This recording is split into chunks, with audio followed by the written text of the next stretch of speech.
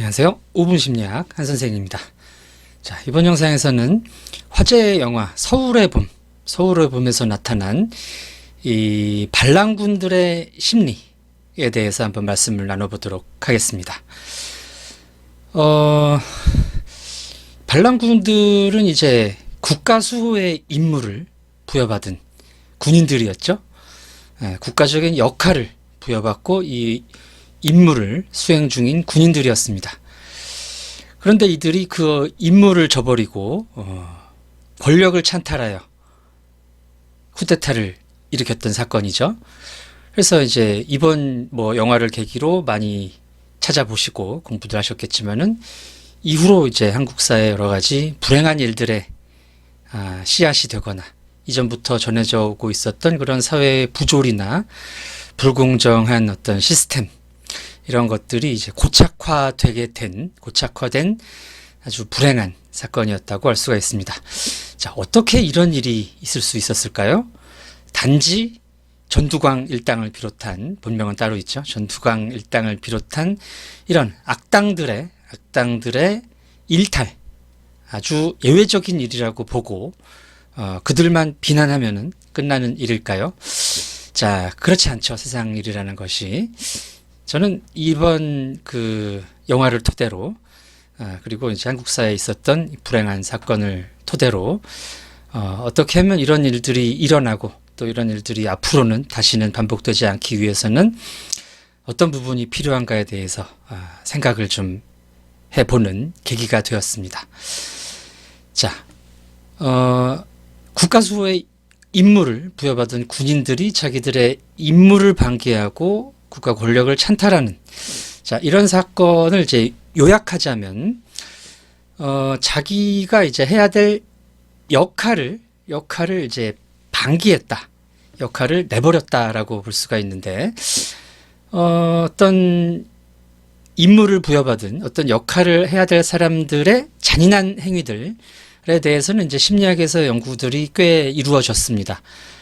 복종 실험이라든지 밀그램의 또는 이제 짐바르도의 감옥 실험 등등이 어떤 사회 시스템에서 개인들이 잔혹한 행동들을 할 수 있느냐, 자, 이런 원리를 설명하는 실험들이었죠. 자, 특히 이제 짐바르도 교수는 몰 개성화라는 개념을 사용해서 업무를 부여받은 인물들이 어떻게 자기의 업무와 관계없는 잔인한 행동들을 할 수 있는가를 설명했습니다. 자, 실험 같은 거는 다 참조하시고요. 여기에서 이 실험에서 이제 짐바르도 교수가 강조한 개념은 이제 몰 개성화라는 개념인데요. 영어로는 de-individuation이라고 합니다. de-individuation. 그래서 이제 individuation에서 de 했다, 나왔다, 또는 individual, 이 개인의 개인성이라는 의미입니다. 이 개인의 개인성이 사라져버리는, 자, 이런 현상을 이제 de-individuation, 몰 개성화라고 하는데요.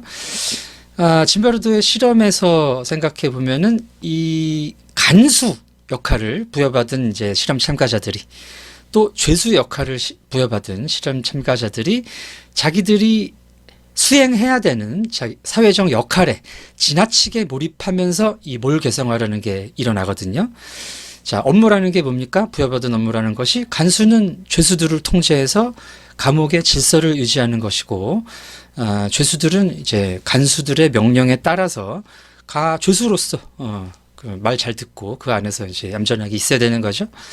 근데 이제 이런 자기들의 해야 할 일에 너무 집중을 하다 보면 자기가 원래 가지고 있었던 자기의 그 개인성이라고 할 수 있는 것, individuality, individuation, 개성, 개인성, 셀프, 자기 나를 나답게 만드는 것들, 자, 이런 부분을 이제 잊게 됩니다. 상실하게 돼요. 그래가지고 이제 나일 때는 참 할 수 없었던 그런 이제 불합리하고 말도 안 되는 잔인한 일들까지 이제 하게 된다라는 것이 몰 개성화, de-individuation의 개념입니다. 이 몰 개성화는 서구 사회에서, 서구 사회를 개인주의 문화를 가지고 있는 나라다, 이렇게 개인주의 문화다라고 얘기를 하는데 이 개인주의 문화에서 가장 두려워하는 현상이라고 볼 수가 있어요. 그래서 예전부터 여러 사람들이 왜 이 사람들이 자기의 자기다움을 자기의 개성을 상실하고 그렇게 막 군중 또는 이제 그런 이제 폭도가 되어서 불합리한 일들을 저지르는가. 자, 이런 쪽으로 초점을 맞춰서 연구했던 분이 이제 구스타브 르봉이라는 프랑스 사회심리학자시고요. 그리고 이제 자기가 어떤 사회적 역할을 맡으면서 개성을 상실하게 되는 상황, 요거에 대해서는 이제 짐바르도의 감목 실험에서 이제 잘 드러나 있습니다. 그래서 아무래도 이 개인이 행동의 주체가 되는 그 개개인의 집합으로 사회가 이루어지고 그런 사회가 제대로 돌아가야 되는 서구 개인주의 문화에서는 이 개인이 자기의 개성을 상실하는 것이 가장 이제 두려운 문제가 되는 사회적으로나 개인적으로나 문제가 되는 상황인 것이죠. 자, 근데 이번 그 영화에서 보셨듯이 이 12.12 쿠데타 같은 경우는 이 개인주의 문화에서 두려워하는 이 몰개성화라는 부분하고는 약간의 차이가 있습니다. 그 반란군의 무리들은 전두광을 비롯한 반란군의 무리들은 자기들이 어떤 역할을 수행하다가 자기의 개성을 상실한 게 아니죠. 어떤 역할을 오히려 방기하고 역할을 눈 감고 자기들의 어떤 사익을 위해서 반란을 저질렀단 말이에요. 그래서 이것은 이제 몰개성화라고 하기엔 그렇고 이 개념을 제가 이제 찾아봤는데 이 개념은 아직까지는 이제 어떤 학자들이 개념화해서 연구한 바가 없습니다. 그래서 제가 한번 명칭을 만들어 봤는데 이 집단주의 문화, 한국과 같은 집단주의 문화에서는 내가 다른 사람들과 연결되어서 이 사람들이 각자 자기의 역할을 잘 할 것이다. 상호 의존되어 있는 관계가 이 집단주의 문화의 기본적인 생각입니다. 가정이고 그렇기 때문에 이제 사회가 돌아가고 내가 살 수 있다는 거죠. 근데 이런 집단주의 문화에서 이제 가장 사회적으로나 개개인적으로 이제 해악이 되는 일은 이 서로 의존해야 되는 개개인들이 자기의 역할을 방기하는 것이죠. 자기 역할을 떠나서 자기 역할을 포기하고 사익에 개인적인 이득이나 이제 자기의 연관된 자기 사적 무리들의 이익에 충실한 자, 요런 부분이 이제 굉장히 위험한 일이다. 그리고 이제 이 12.12 같은 군사 쿠데타 같은 것이 전형적인 이런 경우를 보여주는 것이죠. 그래서 이런 그 현상을 어떤 개념으로 설명할 수 있을까 좀 생각을 해봤는데 일단 이제 과관계화라는 용어를 생각해 봤습니다. 특히 이런 현상은 이제 집단주의 문화 전반이라기보다는 한국 문화에서 조금 더 독특하게 특수하게 나타나는 측면인 것 같아요. 자, 한국인들은 이제 우리라는 집단으로 쉽게 뭉칩니다. 그리고 이 우리라는 집단은 이제 내가 이 집단에 뭐 소속돼서 내 개인이 없어지는 이런 이제 몰개성화적인 특징이 아니라 나의 개성은 살아 있고 또 나의 개성을 나의 집단의 정체성과 동일시하는 방식으로 이루어져요. 그래서 이게 전문 용어로 나를 확장한다. 그래서 확장된 자기라는 속성이 있습니다. 한국인의 우리라는 집단에는. 그래서 영화에서 보셨듯이 또 실제 역사에서 나타났듯이 이 전두환과 그 일당은 하나회라는 군내 사조직을 만들어서 군대라는 그 공적 업무 또 이제 나라의 어떤 충성하는 국민을 위해서 존재하는 군인으로서의 자기의 역할이 아니라 이 사조직의 자기의 정체성을 투여를 하고 거기에서 이제 그런 결정들을 내렸다는 것이죠. 그래서 이 과관계화라는 내가 이제 관계를 가지고 있는 내가 우리라고 생각하는 사람들에게 이 관계에 지나치게 몰입을 하면서 내가 기본적으로 수행해야 되는 공적 영역에서의 나의 정체성을 놓쳐버리는 현상이다. 이렇게 볼 수 있을 것 같습니다. 한국의 경우에는 이제 과관계화라는 용어가 적합할 것 같고요. 일반적으로 이제 집단주의 문화에서도 이제 이런 현상들을 두려워했었죠. 과거부터. 그래서 이제 일본 같은 경우는 이제 거의 뭐 에도 시대 이전부터 이 멸사봉공이라는 어떤 사회적 구호 같은 것이 있습니다.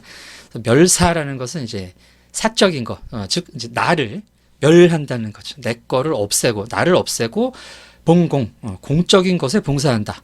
라는 의미입니다. 그래서 이제 일본의 이제 사무라이 같은 과거의 집단을 생각해 보시면은 내가 충성하는 주군에 대해서 이제 충성을 다하고 그 외의 것들에 대해서는 이제 거의 어떤 판단을 내리지 않는 경우가 많죠. 그리고 이제 나도 없고, 해서 이제 그 나름 일본 문화에서 이러한 개인의 어떤 지나친 개인화 또는 이제 개인을 중심으로 한 지나친 그런 관계의 몰입을 제어해서 이제 사회 전체의 생존 또는 사회 전체의 건전성을 담보하려는 노력이 이제 일본의 경우에서는 이 멸사봉공이라는 용어로 나타났다고 볼 수가 있습니다. 자, 한국 사회 같은 경우는 이제 그런 멸사봉공이라는 가치보다는 그 도리라든지 충, 한국 문화에 있어서의 충은 일본의 충과는 이제 약간 다릅니다.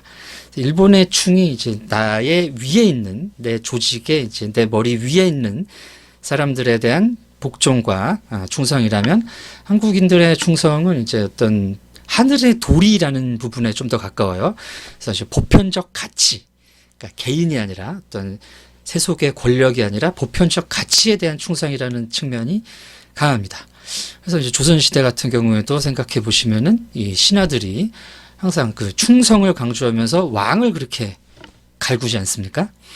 왕을 갈구면서 전하 통촉하여 주시옵소서 그러시면 안 됩니다. 그래서 왕이 자기의 생산 여타권을 쥐고 있음에도 불구하고 그래서 왕한테 직언을 하다가 막 죽고 사약받고 고문당하고 이러면서도 내가 옳다고 믿는 어떤 사회 그 보편적 원리 하늘의 도리라고 하는 이제 보편적 원리를 지키기 위해서 노력했던 부분이 있다는 것이죠.